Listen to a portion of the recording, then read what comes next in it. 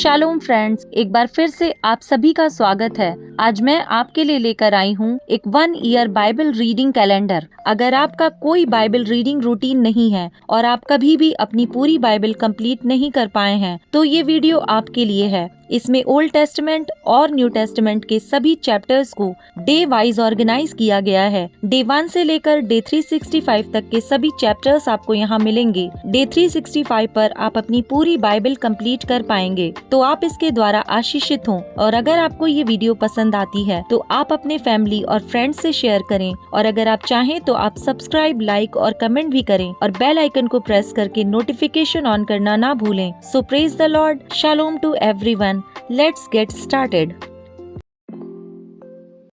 Day 147, chapter number 20, रब्बा पर दाऊद का अधिकार। फिर नए वर्ष के आरंभ में जब राजा लोग युद्ध करने को निकला करते थे, तब योआब ने भारी सेना संग ले जाकर अम्मोनियों का देश उजाड़ दिया और आकर रब्बा को घेर लिया। परंतु दाऊद यरूशलेम में रह गया और योआब ने रब्बा को जीतकर ढा दिया। तब दाऊद ने उनके राजा का मुकुट उसके सिर से उतार कर क्या देखा कि उसका तौल के कार भर सोने का है और उसमें मणि भी जड़े थे, और वह दाऊद के सिर पर रखा गया। फिर उसे नगर से बहुत सा सामान लूट में मिला। उसने उसमें रहने वालों को निकालकर आरों और लोहे के हेंगों और कुल्हाड़ियों से कटवाया, और अम्मोनियों के सब नगरों के साथ भी दाऊद ने वैसा ही किया। तब दाऊद सब लोगों समेत यरूशलेम को लौट गया। फिलिस्ती दानवों से युद्ध। इसके बाद गेजेर में फिलिस्तियों के साथ युद्ध हुआ। उस समय हुशाई सिब्बके ने सिप्पे को, जो रापा की संतान था, मार डाला और वे दब गए। फिलिस्तियों के साथ फिर युद्ध हुआ। उसमें याईर के पुत्र एल्हानान ने गती गोलियत के भाई लहमी को मार डाला, जिसके बर्छे की छड़ जुलाहे की डोंगी के समान थी। फिर गत में भी युद्ध हुआ, और वहाँ एक बड़े डील डॉल का पुरुष था, जो रापा की संतान था, और उसके एक एक हाथ पाँव में 6-6 उंगलियां, अर्थात सब मिलाकर 24 उंगलियां थीं। जब उसने इजराइलियों को ललकारा, तब दाऊद के भाई शिमा के पुत्र योनातान ने उसको मारा। ये ही गत में रापा से उत्पन्न हुए थे, और वे दाऊद और उसके सेवकों के हाथों मार डाले गए। चैप्टर नंबर 21, दाऊद द्वारा जनगणना कराना। शैतान ने इजराइल के विरुद्ध उठकर दाऊद को उकसाया कि इजराइलियों की गिनती ले।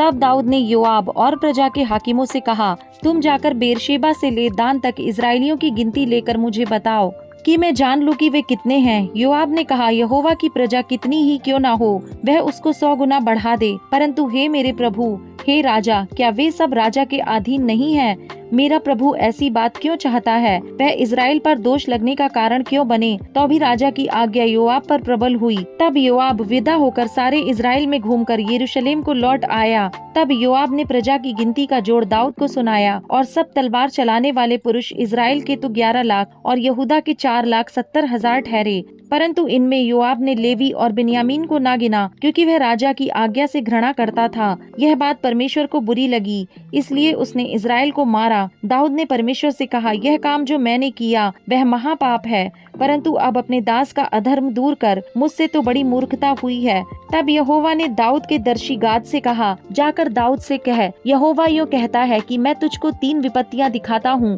उनमें से एक को चुन ले कि मैं उसे तुझ पर डालूं। तब गाद ने दाऊद के पास जाकर उससे कहा, यहोवा यूं कहता है कि जिसको तू चाहे उसे चुन ले, या तो 3 वर्ष का अकाल पड़े, या 3 महीने तक तेरे विरोधी तुझे नष्ट करते रहें और तेरे शत्रुओं की तलवार तुझ पर चलती रहे, या 3 दिन तक यहोवा की तलवार चले, अर्थात मरी देश में फैले, और यहोवा का दूत इजरायली देश में चारों ओर विनाश करता रहे। अब सोच कि मैं अपने भेजने वाले को क्या उत्तर दूं। दाऊद ने गाद से कहा, मैं बड़े संकट में पड़ा हूँ, मैं यहोवा के हाथ में पड़ूं, क्योंकि उसकी दया बहुत बड़ी है, परंतु मनुष्य के हाथ में मुझे पड़ना ना पड़े। तब यहोवा ने इजराइल में मरी फैलाई, और इजराइल में 70,000 पुरुष मर मिटे।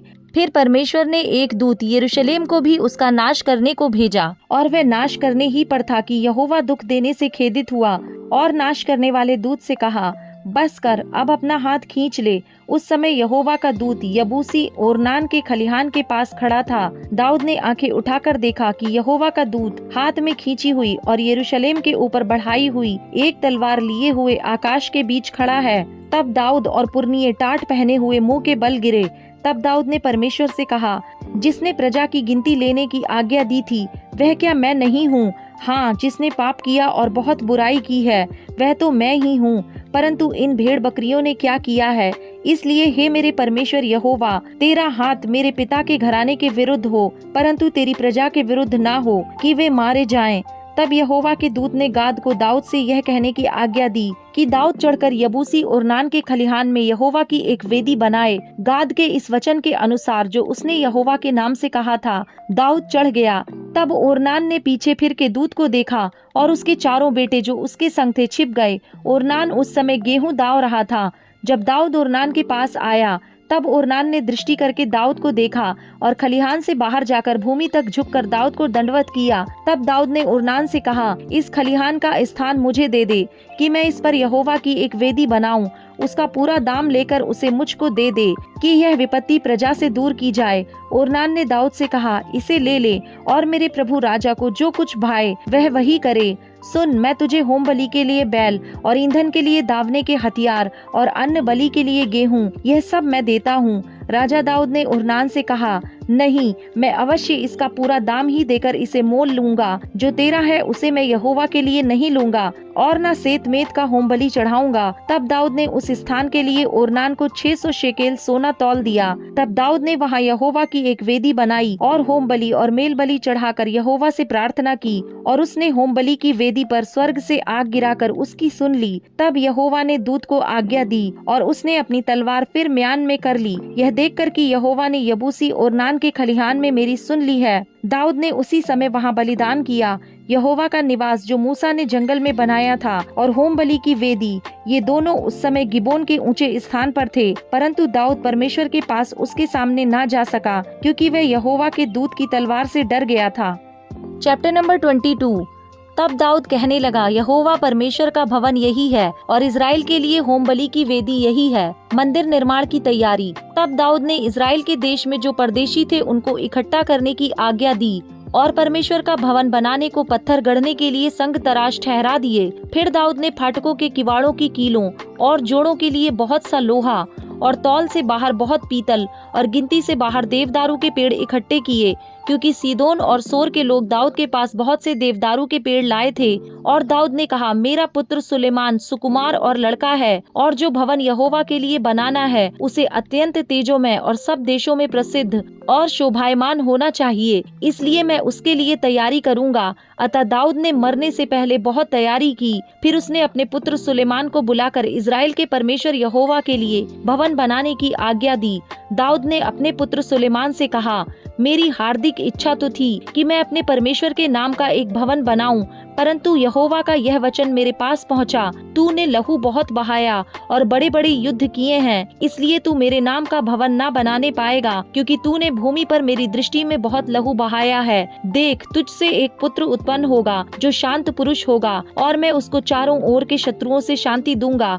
उसका नाम सुलेमान होगा, और उसके दिनों में मैं इज़राइल को शांति और चैन दूंगा। वही मेरे नाम का भवन बनाएगा, वही मेरा पुत्र ठहरेगा, और मैं उसका पिता ठहरूंगा, और उसकी राजगद्दी को मैं इज़राइल के ऊपर सदा के लिए स्थिर रखूंगा। अब हे मेरे पुत्र, यहोवा तेरे संग रहे, और तू कृतार्थ होकर उस वचन के अनुसार जो तेरे परमेश्वर यहोवा ने तेरे विषय कहा है उसका भवन बनाना। अब यहोवा तुझे बुद्धि और समझ दे और इज़राइल का अधिकारी ठहरा दे, और तू अपने परमेश्वर यहोवा की व्यवस्था को मानता रहे।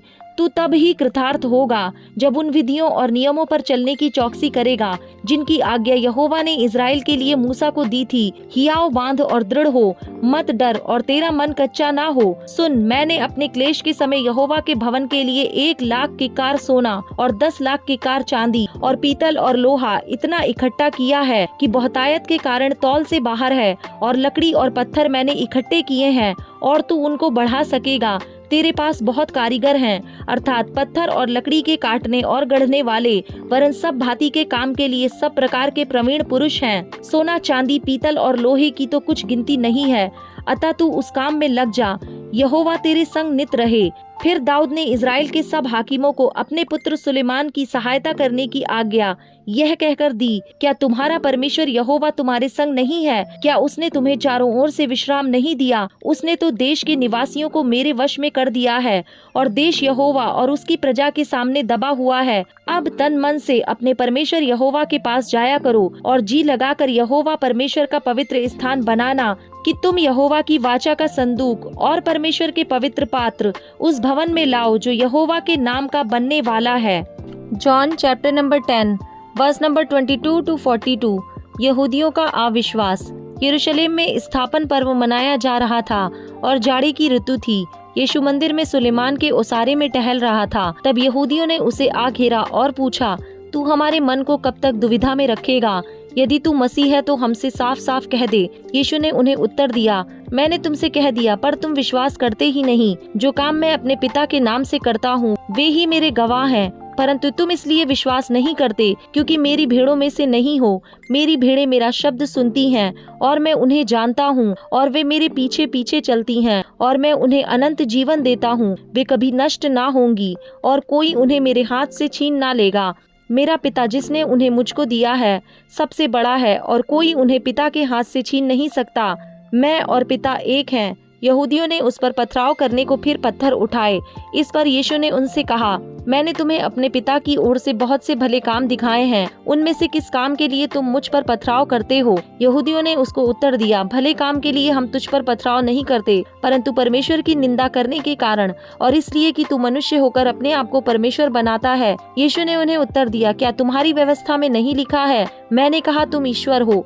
यदि उसने उन्हें ईश्वर कहा जिनके पास परमेश्वर का वचन पहुंचा और पवित्र शास्त्र की बात असत्य नहीं हो सकती, तो जिसे पिता ने पवित्र ठहराकर जगत में भेजा है तुम उससे कहते हो तू निंदा करता है, इसलिए कि मैंने कहा मैं परमेश्वर का पुत्र हूँ। यदि मैं अपने पिता के काम नहीं करता तो मेरा विश्वास ना करो, परंतु यदि मैं करता हूँ तो चाहे मेरा विश्वास ना भी करो, परंतु उन कामों का तो विश्वास करो ताकि तुम जानो और समझो कि पिता मुझ में है और मैं पिता में हूँ। तब उन्होंने फिर उसे पकड़ने का प्रयत्न किया, परंतु वह उनके हाथ से निकल गया। फिर वह यरदन के पार उस स्थान पर चला गया जहाँ यूहन्ना पहले बपतिस्मा दिया करता था और वहीं रहा। बहुत से लोग उसके पास आकर कहते थे, यूहन्ना ने तो कोई चिन्ह नहीं दिखाया, परंतु जो कुछ यूहन्ना ने इसके विषय में कहा था वह सब सच था और वहाँ बहुतों ने यीशु पर विश्वास किया।